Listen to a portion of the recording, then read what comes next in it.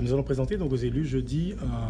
un budget qui, pour la troisième année consécutive, est un budget de plus de 1 milliard d'euros. Donc c'est un budget pour lequel nous avons une nouvelle fois souhaité que la part liée aux investissements, donc tout ce qui touche aujourd'hui aux grands chantiers, tout ce qui touche donc à l'aménagement et à l'investissement à La Réunion, donc est la part la plus importante, puisque 587 millions d'euros exactement seront consacrés en 2018 à l'investissement. Alors vous le savez tous qu'au niveau national, il y a eu une modification en profondeur et un encadrement finalement des dépenses des collectivités locales dans le cadre de la recherche budgétaire au niveau national. Donc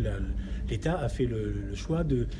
d'encadrer à la fois les dépenses de fonctionnement et en même temps les dépenses d'investissement. Ce qui impacte bien sûr la collectivité régionale. D'abord pour les dépenses d'investissement, cela va correspondre l'année prochaine entre 60 et 70 millions d'euros de moins d'investissement. Non pas parce que nous n'avons pas les moyens de le réaliser, mais parce que l'État aujourd'hui contraint les collectivités locales, encore une fois, à réduire leur investissement sur l'ensemble du territoire. Et puis sur la section de fonctionnement, donc ça sera le même exercice. Et cette fois, nous allons, les arbitrages que nous faisons, ce sont des arbitrages qui seront faits essentiellement en interne pour ne pas pénaliser les partenaires, pour ne pas pénaliser les associations et pour ne pas freiner le rythme et la dynamique que nous avons impulsé depuis plusieurs années. Et donc, à titre d'exemple, sur les frais généraux, donc sur le train de vie de la région, nous allons économiser l'année prochaine l'équivalent de 35 millions d'euros. Alors, de la même manière, l'article 9 donc, du projet de loi de finances pour 2018 prévoit, dans le cadre de la transition écologique, qu'il doit y avoir aujourd'hui au niveau national, donc un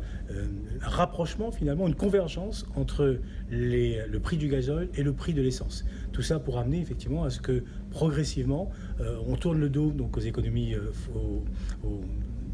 fossiles, donc pétrole, charbon, et que l'on remplace progressivement donc les véhicules aujourd'hui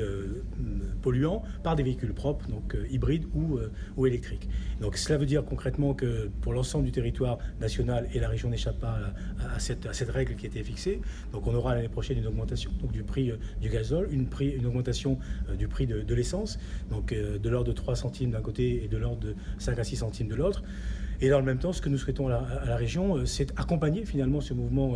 donc de développement d'autonomie énergétique, puisque nous allons dans le même temps donc, réfléchir à ramener le taux d'octroi de mer sur les véhicules hybrides à 0, pour peut-être inciter davantage et permettre que le prix finalement des véhicules hybrides ou électriques donc, soit plus intéressant qu'il ne l'est aujourd'hui, et aussi installer sur l'ensemble du territoire donc 220 bornes électriques pour permettre donc